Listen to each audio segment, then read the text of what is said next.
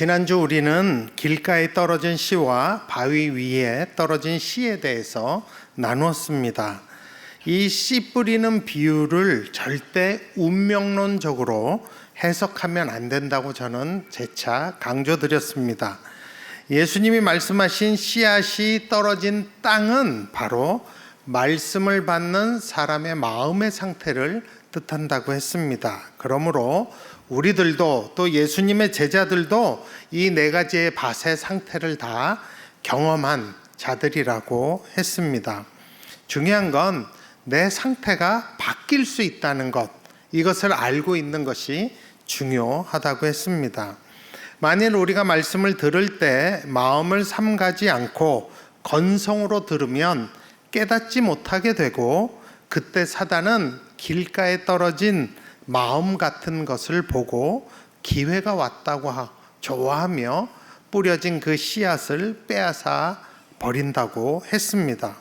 얼마든지 말씀의 씨앗을 빼앗는 마귀를 쫓아낼 수 있음에도 불구하고 그렇게 안 하는 것이 길가에 떨어진 상태라고 했습니다. 그 길가에 떨어진 씨앗은 싹도 나지 않았기 때문에 예수님이 굉장히 안타까워 하셨다고 했습니다. 돌밭에 떨어진 씨는 싹은 납니다. 근데 즉시 기쁨으로 받고 그 말씀에 반응하긴 하지만 문제는 뿌리에 문제가 생긴다고 했습니다. 은혜 받은 그 말씀으로 인해서 환난이나 핍박이 올 때 그 말씀을 배반한다고 했습니다. 배반한다는 것은 세상으로부터의 핍박이나 환난이 오거나 아니면 내 안에서 옛사람으로 돌아가려는 유혹들로 인해서 그 말씀을 배반하고 그 말씀이 더 뿌리내려 자라지 못하게 해서 결국 제대로 자라지도 못하고 죽어가는 상태를 말한다고 했습니다. 이 역시도 예수님을 안타깝게 만들어서 외치시게 만들었다고 했습니다. 그 연장선상에서 오늘은 가시떨기에 떨어진 씨에 대해서 여러분과 다시 생각해 보기를 원합니다. 오늘 본문 누가복음 8장 14절을 보면 제가 읽어봅니다. 가시떨기에 떨어졌다는 것은 말씀을 들은 자이나 지내는 중 이생의 염려와 재물과 향락에 기운이 막혀 온전히 결실하지 못하는 자요라고 돼 있어요. 이 비유는 마태복음과 마가복음에도 있고 같이 읽는 것이 중요하다고 했습니다. 그러면 동일한 본문이 나오는 마태복음 13장 22절 우리 한번 같이 소리내서 읽어보시겠습니다. 같이 읽습니다. 가시떨기에 뿌려졌다는 것은 말씀을 들으나 세상의 염려와 재물의 유혹에 말씀이 막혀 결실하지 못하는 자요. 조금 다르죠? 또 오늘 본문을 이해하는데 아주 중요한 또 다른 말씀이 마가복음 4장 18절 19절입니다. 이 역시 같이 한번 읽어보시겠습니다. 또 어떤 이는 가시떨기에 뿌려진 자니 이들은 말씀을 듣기는 하되 세상의 염려와 재물의 유혹과 기타 욕심이 들어와 말씀을 막아 결실하지 못하게 되는 자요. 이 당시는 농부가 씨를 흩뿌린다 그랬어요. 그러니까 어느 씨앗은 가시떨기 안에 떨어지기도 합니다. 여기 나오는 가시떨기는 사실은 밀이나 보리보다 굵기가 굵고 영양분을 섭취하는 능력이 아주 대단해서 쑥쑥쑥쑥 자란다고 합니다. 대신 그 가시떨기엔 가시가 많이 있다고 합니다.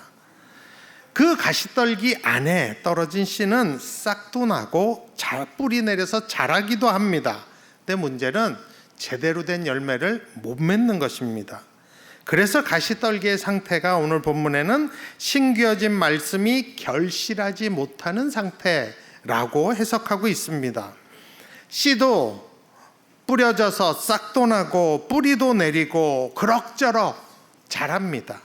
근데 결정적인 것은 그 가시떨기 안에 갇혀서 열매를 못 맺는다는 것입니다. 그 현상을 오늘 본문에서는 기운이 막혀 온전히 결실하지 못하는 자요라고 말하고 있습니다. 이 기운이 막힌다는 헬라어는 질식시키다라는 뜻이 있습니다. 숨막히게 하다, 질식시키다. 씨앗이 싹이 나고 자라는데 가시떨기가 그 위와 옆을 완전히 막아서 질식시키는 상태입니다. 저는 오늘 여러분들이 가시떨기 하면 질식이라는 단어를 바로 연상했으면 좋겠다는 마음이 있습니다. 가시떨기 하면 질식으로 바로 생각하시면 좋겠습니다. 여러분, 성경에서는 열매를 맺는 것을 상당히 중요시합니다. 하나님이 천지를 창조하시면서 우리에게 주신 축복 중에 하나가 뭐냐 하면 열매 맺는 식물입니다. 창세기 1장 29절에 보면 하나님이 이르시되 내가 온 지면에 씨 맺는 모든 채소와 씨 가진 열매 맺는 모든 나무를 너희에게 주노니 너희의 먹을거리가 되리라 라고 합니다.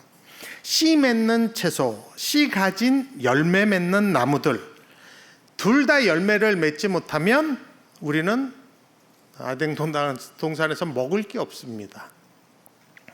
벼가 그 씨인 쌀을 맺지 않고 밀이 그 밀을 맺지 않는다고 생각해 보세요. 끔찍하죠. 하나님께서는 이렇게 천지를 창조하실 때부터 열매 맺는 걸 통해서 우리를 먹이시도록 계획하셨습니다. 그래서 이 열매 맺도록 창조한 나무와 풀들은 열매를 맺어야 이 세상을 풍요롭게 합니다. 예수님도 누가복음 3장 9절에서 좋은 열매 맺지 아니하는 나무마다 찍혀 불에 던지리라 라고 하셨습니다. 그러니까 그게 나무나 식물에만 적용되는 게 아니라 사람도 우리 삶의 열매가 맺어야 된다고 성경은 표현하고 있습니다. 시편 1편에 보면 복 있는 사람이 누구라고 합니까? 1편 3절에 그는 시냇가에 심은 나무가 철을 따라 열매를 맺으며 그 잎사귀가 마르지 아니함 같은 사람이 복 있는 사람, 열매 맺는 사람입니다. 나무가 열매를 맺어서 사람에게 기여하듯 복 있는 사람은 열매를 맺어서 기여하는 사람들입니다. 또한 예수님께서 우리를 택하신 목적이 열매 맺게 하려 함이라고 요한복음 15장 16절에서 말씀하십니다. 너희가 나를 택한 것이 아니요 내가 너희를 택하여 세웠나니 이는 너희로 가서 열매를 맺게 하고 또 너희 열매가 항상 있게 하여 내 이름으로 아버지께 무엇을 구하든지 다 받게 하려 함이라. 그러니까 좋은 열매를 우리 삶에서 맺는 것은 그리스도인을 향한 하나님의 목적입니다. 요한복음 15장 8절에서 예수님께서 너희가 열매를 많이 맺으면 내 아버지께서 영광을 받을 것이요 너희는 내 제자가 되리라 라고 말씀하셨습니다. 그러므로 우리 삶에도 열매를 맺는 삶을 사는 것은 참 중요하고 하나님이 원하시는 것이라는 것을 우리는 알 수가 있습니다. 지난주에도 저는 이 말씀의 씨앗이 떨어져서 우리가 열매를 맺게 되면 사실 그 사람에게만 좋은 게 아니라 그 주변과 이 사회와 열방에까지 덕을 보게 된다고 했습니다. 이번 여름에 여러분들이 몽골도 가셨고 라오스도 가셨고 인도네시아도 가시고 캄보디아 또 곧 가실 거고 또 우크라이나 청소년들과 CIS 구소련 그 아이들 또 푸른 나눔을 통해서 우리가 많은 덕을 이웃에게 나누고 살았습니다. 열매를 맺은 거죠. 그러니까 우리 주변이 누군가는 웃게 되고 행복하게 되는 겁니다. 하나님은 우리에게 복을 주시고 열매를 주시는 이유는 그 복을 나누는 복의 근원이 되라고 하신 것입니다. 이렇게 우리 삶의 열매를 맺는 것이 중요하고 하나님께 영광이 되는 것인데 그 열매를 맺지 못하도록 질식시키는 것이 있다고 오늘 예수님이 가르치시는 것입니다. 너무 그것이 안타까워서 평소와 달리 외치시도록 하시고 만든 것이 열매 때문입니다. 오늘 본문 누가복음엔 말씀의 씨앗이 우리 안에서 열매 맺지 못하도록 하는 것이 세 가지라고 구체적으로 나옵니다. 누가복음 8장 14절에 보면 그 세 단어는 염려, 근심을 뜻하는 염려, 재물, 이거는 재물의 부요함, 또 향락, 쾌락을 뜻하는 세 단어입니다. 염려, 재물, 향락. 이 단어를 좀 더 자세히 설명한 것이 마가복음 4장 19절이에요. 여러분 한번 같이 다시 한번 읽어보죠. 우리를 질식시킬 수 있는 세 가지 한번 같이 읽어봅니다. 세상에 염려와 재물의 유혹과 기타의 욕심이 들어와 말씀을 막아 결실하지 못하게 되는 자요. 그러니까 말씀이 열매 맺지 못하도록 우리를 에워싸서 질식시키는 가시 떨기는 세 가지라는 거예요. 첫 번째가 뭐예요? 세상의 염려입니다. 세상적인 걱정거리죠. 근데 여기서 말하는 거는 그러면 염려 하나도 안 하고 살 수 있냐? 거의 힘들죠. 여기서 말하는 염려는 우리의 믿음의 자리까지 위협하는 염려를 뜻합니다. 가시떨기에 떨어진 씨는 말씀을 듣고 싹이 자라고 커가요. 근데 뭐에 둘러싸여 있냐면 걱정거리와 염려에 둘러싸여 있는 것입니다. 그러면서 열매 맺어야 할 때까지 자라는데 그 자라게 하는 그 말씀을 받았을 때의 기쁨과 그 믿음을 자꾸 질식시키는, 누르고 막는 역할을 하는 것입니다. 너무 걱정하고 너무 염려하니까 결국 믿음의 승리를 하지 못하게 만드는 것이죠. 무슨 염려겠어요? 생활에 대한 염려, 무엇을 마실까, 무엇을 먹을까, 무엇을 입을까 하는 염려가 억누르고 있는 것이에요. 그런 세상의 염려가 열매를 맺지 못하게 하는, 질식시키는 역할을 하고 있다고 우리 예수님이 지금 가르치고 계신 것입니다. 우리 예수님은 분명히 우리에게 염려하지 말라라고 말씀하셨습니다. 성경에서도 반복적으로 염려하지 말라고 하십니다. 마태복음 6장 25절에 보면 우리 한번 같이 읽어볼까요? 마태복음 6장 25절 같이 읽습니다. 그러므로 내가 너희에게 이르노니 목숨을 위하여 무엇을 먹을까, 무엇을 마실까, 몸을 위하여 무엇을 입을까 염려하지 말라. 목숨이 음식보다 중하지 아니하며 몸이 의복보다 중하지 아니하냐. 예수님이 하신 말씀입니다. 염려의 대안도 빌립보서 4장 6절에 제시하고 계십니다. 그것도 한번 같이 읽어보십니다. 이것이 염려에 대한 대안입니다. 같이 읽습니다. 아무것도 염려하지 말고 다만 모든 일에 기도와 간구로 너희 구할 것을 감사함으로 하나님께 아뢰라. 여러분, 우리가 할 수 있는 염려가 얼마나 많습니까? 먹고 사는 거, 자녀 문제, 건강 문제, 죽음에 대한 거, 가족에 대한 거, 안전에 대한 거, 외모에 대한 거, 능력에 대한 거, 대인관계나 직장이나 학교나 결혼 등등의 염려거리가 얼마나 많아요. 그런데 우리가 명심하셔야 될 것은 이 염려에 빠지게 되면 열매를 맺지 못하게 하는, 말씀의 열매를 맺지 못하게 하는 질식 능력이 있다는 것, 이것을 기억하셔야 합니다. 만일 여러분이 염려해서 해결이 되면 염려해야죠. 여러분, 염려해서 다 해결되면 염려하세요. 괜찮아요. 그게 하나님 주신 해결책일 수도 있잖아요. 그런데 염려해서 다 해결되지 않는 것이라면, 걱정한다고 다 해결될 것이 아니라면 차라리 우리는 하나님께 기도하는 게 나은 것입니다. 그렇지 않으면 그 염려가 우리를 질식하게 만들고 믿음의 열매를 맺지 못하게 만듭니다. 그러므로 우리는 염려의 심각성을 알아차리고 차라리 기도하자 쪽으로 가야 하는 것입니다. 차라리 기도하자. 염려하는 시간에 기도하자. 왜? 그분 전능하시니까. 그래야 말씀이 내 삶에 열매를 맺게 되는 하나님의 능력, 전능하신 하나님의 능력을 경험할 수 있게 됩니다. 여러분, 염려는 우리를 질식시킵니다. 열매 맺지 못하게 합니다. 차라리 기도하는 게 낫습니다. 두 번째, 우리를 질식시켜서 열매 맺지 못하게 하는 것은 재물의 유혹입니다. 이 재물의 유혹도 우리를 질식시켜서 말씀의 열매를 맺지 못하게 한다 그래요. 여러분, 다 가난하게 살아야 된다는 얘기 아닙니다. 절대 그런 얘기 아니에요. 하나님 자리에 돈이 가 있는 걸 뜻하는 것입니다. 재물에 대한 욕심 때문에 하나님 신경 쓰지 않고 하나님이 항상 두 번째로 밀리는 그 상태가 재물의 유혹입니다. 내 마음이 하나님보단 돈에, 재산에, 주식에, 재투자에 이런데 더 비중이 가 있고 관심이 더 가 있는 상태, 하나님의 자리에 가 있는 그것이 재물의 유혹입니다. 주인의 자리에 돈과 내가 있는 거죠. 사실은 돈이 더 있는 거죠. 항상 하나님은 그 밑에 있는 거예요.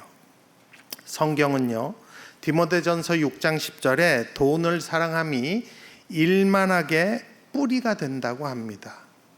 그리고 마태복음 6장 24절에서도 너희가 하나님과 재물을 겸하여 섬길 수 없다고 이야기합니다. 그 자리에는 오직 한 분만 있어야 된다는 얘기입니다. 여러분, 요즘 경기가 어렵죠. 살기 힘들죠. 물가도 난리죠. 그러니 우리는 재물의 유혹이 더 있을 수밖에 없습니다. 상대적인 빈곤감이 들기 때문에 돈 되는 일이라면 다 하고 싶어 하는 게 우리입니다. 그게 나쁜 건 아니에요. 그러나 돈 된다고 하는 것이 하나님보다 위에 있으면, 또 그것이 하나님보다 우선시 된다면 그것은 재물의 유혹입니다.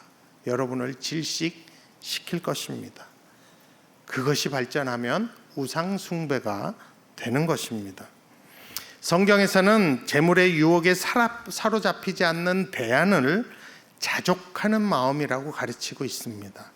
디모데전서 6장 6절에서 8절에 보면 그러나 자족하는 마음이 있으면 경건은 큰 이익이 되느니라. 우리가 세상에 아무것도 가지고 온 것이 없음에 또한 아무것도 가지고 가지 못하리니 우리가 먹을 것과 입을 것이 있은즉 족한 줄로 알 것이라 라고 합니다.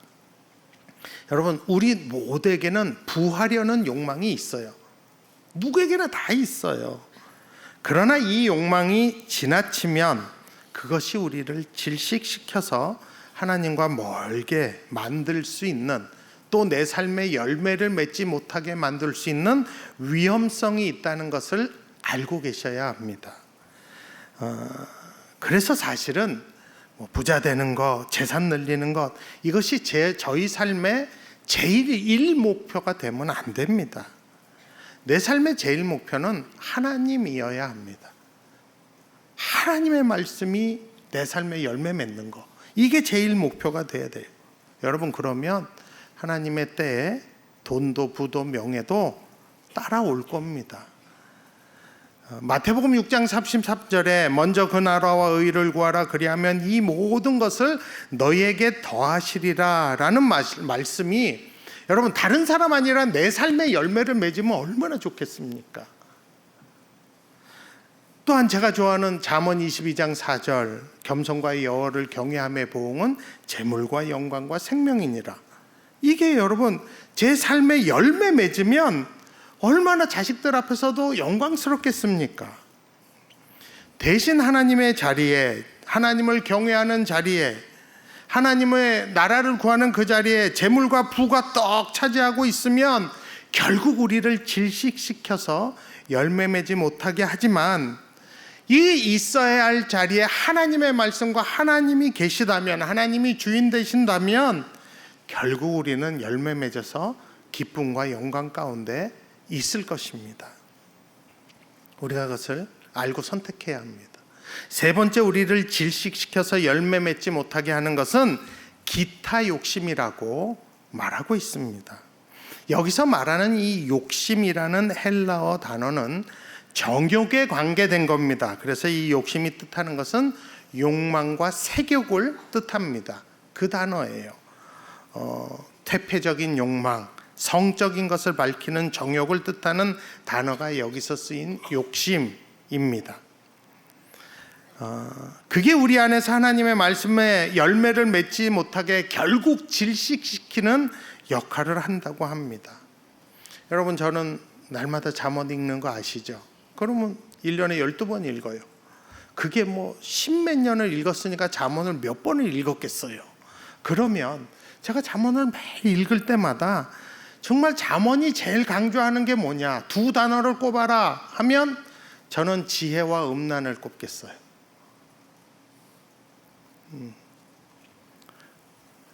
특히 요즘은 참 음란함이 판치는 시대입니다. 어린 아이들로부터 노인에 이르기까지 우리가 진짜 노출돼 있어요. 음란에. 인터넷 되면 다 되는 거예요. 판치고 있어요. 근데 여러분, 음란의 결국은 파멸이고 질식입니다. 여러분, 요즘 사역자들도 음란에 빠지는 사람이 부쩍 많아졌습니다. 그 사람들이 어느 날 회개하고 돌아와서 자기는 다윗이라 그래요. 조다윗, 정다윗, 김다윗, 문다윗, 성경의 다윗은 한 사람밖에 없는데 이 시대의 다윗은 엄청 많아요. 참 무서운 일이죠. 사역을 잘하던 사역자가 어느 날 음란에 빠지면 그 사역 박살납니다. 그 교회 박살납니다. 여러분도 아시고 저도 압니다. 그런 일을 대할 때마다 저는 사실 겁이 납니다.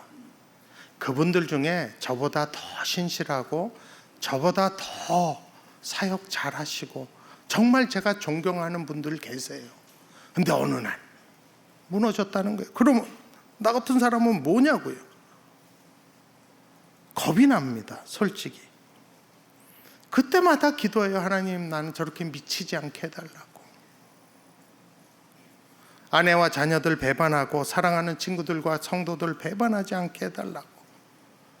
저에게는 정말 아주 현실적인 기도 제목입니다.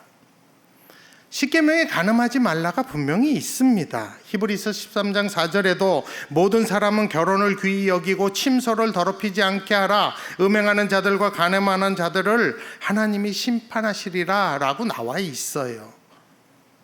그래서 그 정욕이 내 삶의 열매를 맺지 못하게 하기 위해서 여러분, 우리 긴장해야 합니다. 특별히 현대를 사는 우리들은 여러분, 목사가 이 정도인데 여러분 어떠시겠어요?